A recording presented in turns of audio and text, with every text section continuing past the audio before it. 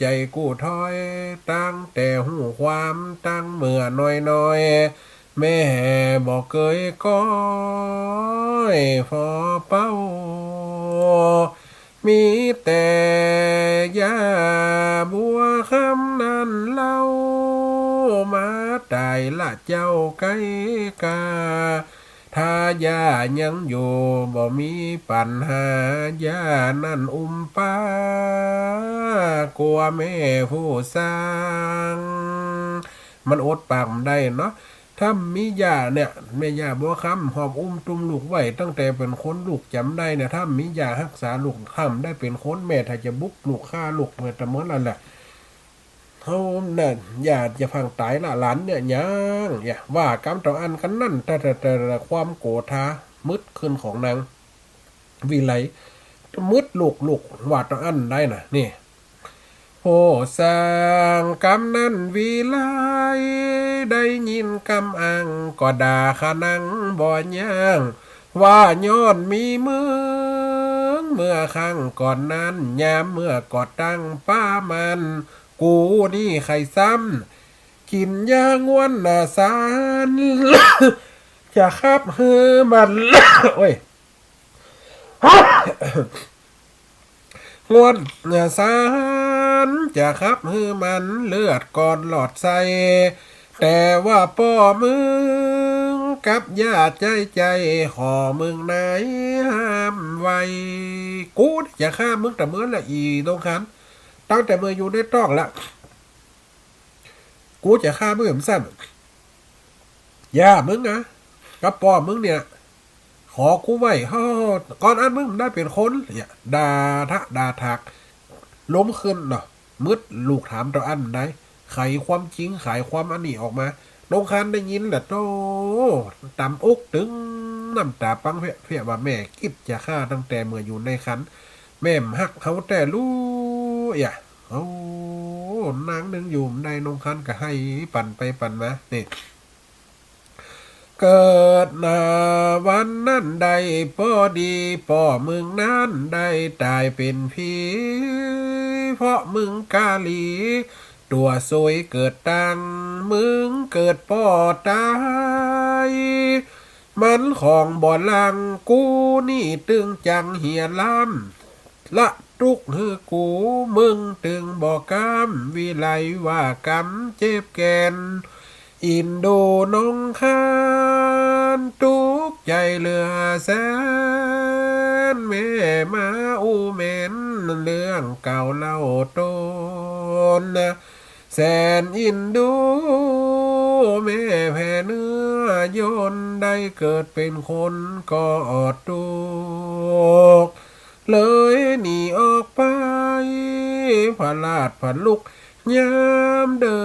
กทั้งคอนกลางคืนกำดาเมไทยสุดแสนจะพื้นแล้วไปยื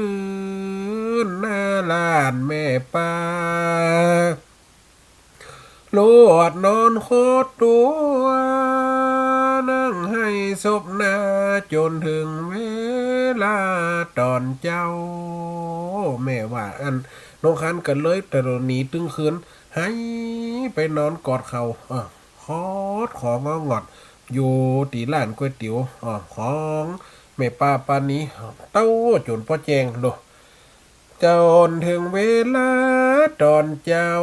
แม่ป้าปานี้มาหันแล้วเล่าแสนจะโศกเศร้าใจวำว่าโอยนงครานกำเจ้าแม่กำป้าหมดกำจะอูเจืออีเลยเป้าเลยสอนเฮอบ่ฮือปนปีว่าฮือทำดีไปเด้อแม่มึงลำไปอูได้เลยเถอะมันคงมืดขึ้นคำเดียวด่าไปว่าร้ายใจนายพิษเกี่ยวอย่าถือกำเขียวมันเนอน้องน้อยถ้ามันบอกอินโดที่ถอยค งบ่ฮื้อนมดูดซ้ำโลกนี่เปิ้นเป้านะแม่ปลาปานนี้เป้าแต่ตึ้มได้กินนมเพราะอย่าบัวคำขอมได้ฮื้อกินปอเดือนปอเดือนเกิดออกเดือนมาก็เอาเข้าปอนฮื้อเหียโดดซ้ำอย่าถืออย่าตื้อแม่มันมืดล้ำฮือละทิธิใจนางแม่คือพระพรหมโอบล้มข่มจางอย่าถือเอาวางแม่เขาเนื้อลาส่วนนงครานน้ำตาย้อยหน้ากอดเป้าเข้ามาเมื่อนั้น จะเป็นจะได้ฟังไปเป็นจานเรื่องนี้เข้มข้นเต็มที่ผลสุดท้ายฟังไปว่าจีงเอาว่าสารมีแหมบทไปนาเท่านี้สู่กันฟังก่อนแลนายเฮยบทที่สามอีกบ่อยแม่เล่าตึกนี้เนาะดูนางนงขันจะเป็นอย่างไรมันจะมดแต่เนาะอีกพอยมีถึง8-9 ตอนกันนะอันนี้ตอนที่3อยู่นางนงขันอันเนี้ยเพราะความหมดตัวคนนะความโกรธขึ้นมาขึ้นในบังเกิดกับตนกับตัวหันก็เนี่ยว่าคนเฮาเนี่ยฟักกระใจมาน้ำกระใจเปิดถึงว่าจะไปเนี่ยหึงขันเสียอกเสียใจแม่กับลูกกับเต่าควันจะควันโนทานอมน้ำจิตน้ำใจกันคนเฮามันหย่อมจักมีเป็นตัวอย่างคือหันแบบเนี่ยคือการเลี้ยงลูกอาจจำเต่ากันหรือกันฮักเนี่ยการฮักการแปลงเนี่ยคนเฮาอย่าไปฮักล่ำเนี่ยฮักล่ำบางคนลูกบางคนฮักล่ำฮักเหลือมันก็ได้ใจลูกฮักเฮาเป็นลูกจังเปิ่นลูกจังเปิ่นเป็นลูกฮักเฮาหรือว่าลูกฮักลูกจังเฮาเป็นลูกฮักของเจ้าบ้านลูกเปิ่น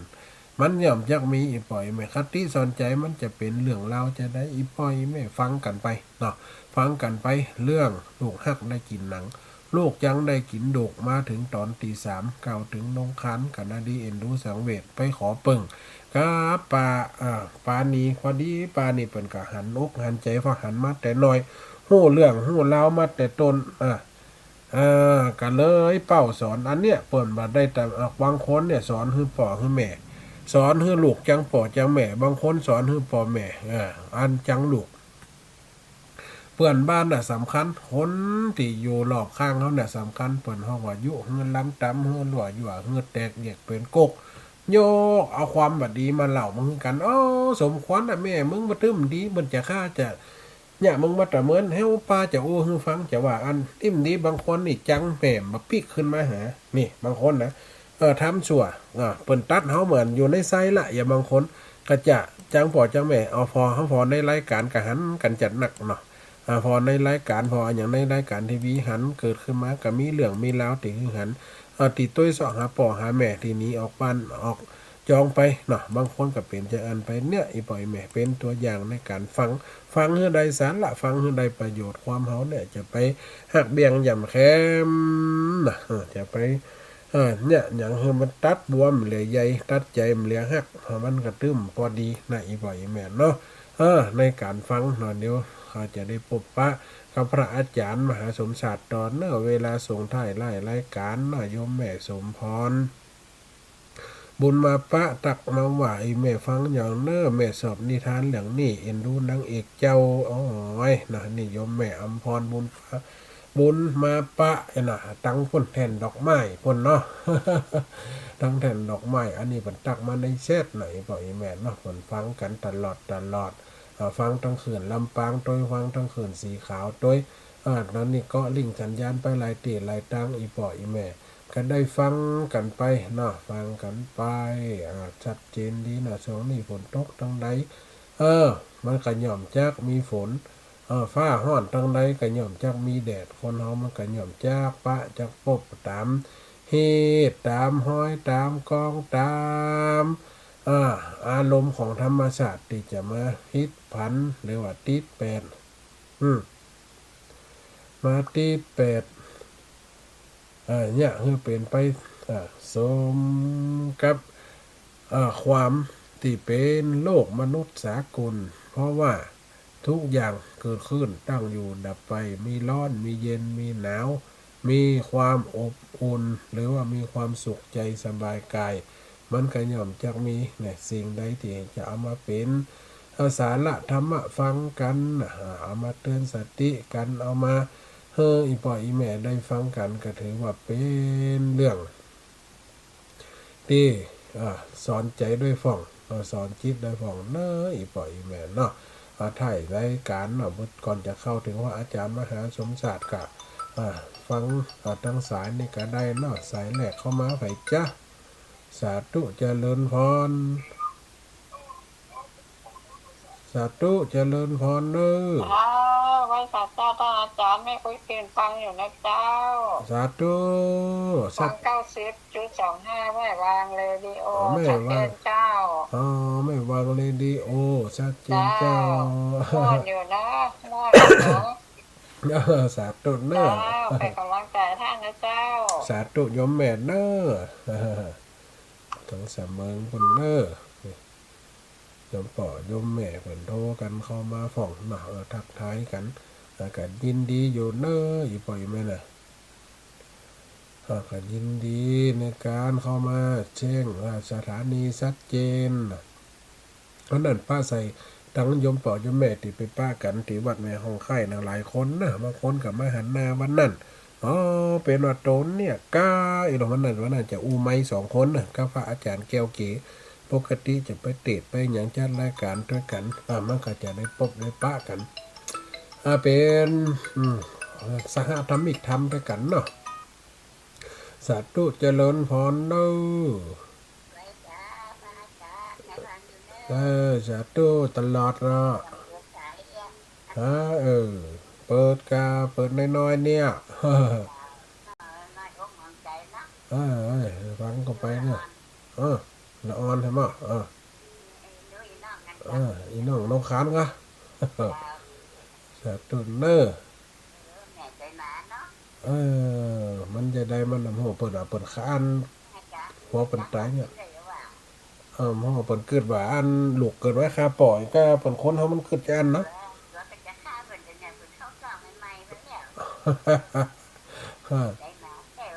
นั่นน่ะสาธุเด้อโยมแม่เนอสาธุเนอ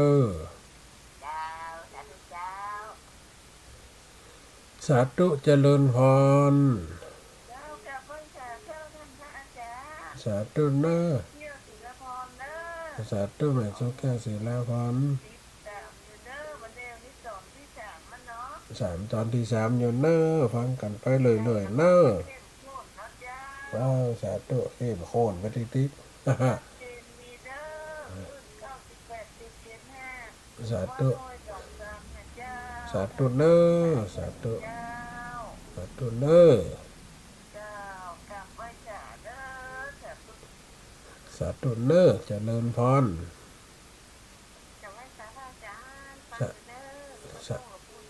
สาธุมันหงละพุทธสาธุมันหงละพุทธสัจจริงมันก็ไปเลยแม่เนาะมันสาธุได้ยังแม่เนอ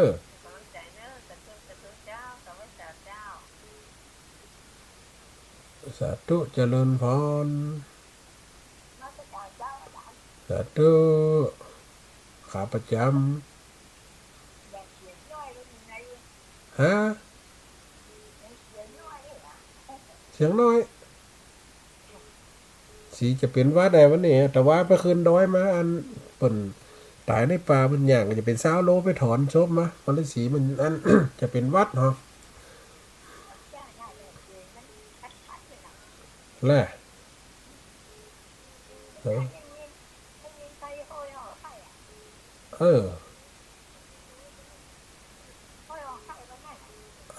นี่ยัง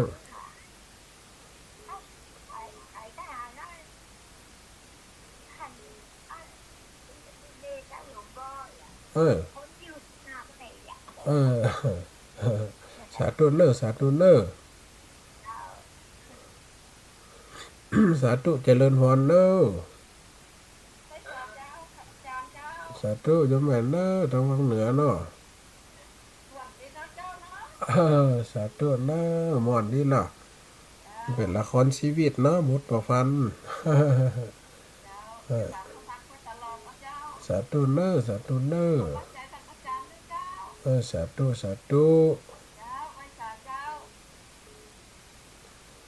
สาธุเจริญพรเนอะเจ้าไว้สาท่าน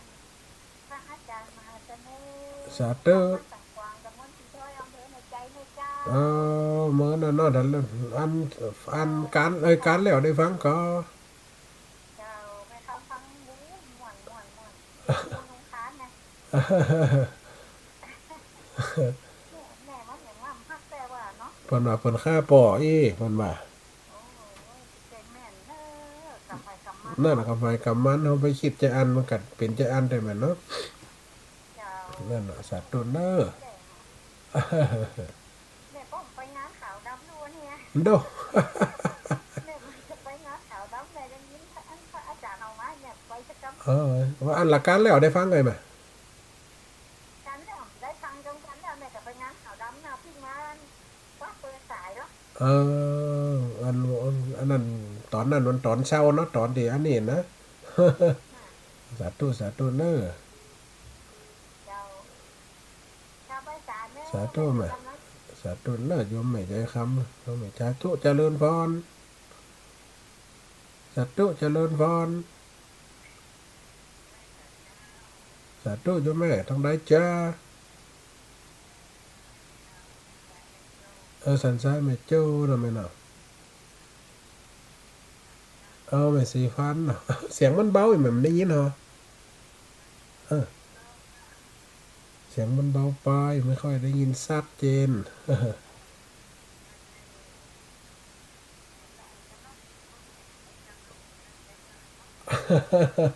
มันถึงจะเอาขามันถึงจะทำแตกตั้งแต่ที่แหลกแล้วลูกมันแบบมันมีปัญญาเลี้ยงจะเอาออกละผัวเนี่ยมึงเอาออกอย่าโอ้ทำเอาออกมันหน้าไฟจะเลี้ยงอะผัวจะห้ามอาสาจะเลี้ยงบุญเกิดห้ามอาสาจะเลี้ยงสุดท้ายมาบุญเกิดกับไปตายวันที่มันตายกับอันนี้กับไปตกเกิดพอดีเนาะมันก็เลยกลายเป็นจังกันจะได้หมดแซมเตรียมความจังไปคือแม่ครับเนี่ยคนเฮามันแบบนี้เนาะไก่แม่หันก็ถึงวันนี้ฝ่องเอาไปขวางห้องน้ำฝ่องเอาไปขวางต่อระบายน้ำฝ่องเอาไปใส่ถังขยะสังเวชน้ำมดครบหยาบใส่ดื่มตั้นแห้งกำแต่แม่บางคนหันก็นั่นอ่ะเป็นบางคนนี่หยาบได้นะแม่เนาะ นั่นอ่ะเออสาธุโยมแม่เนอเนี่ยมันจะหมดเวลาแล้วสุดท้ายแล้วเนาะเออสัตว์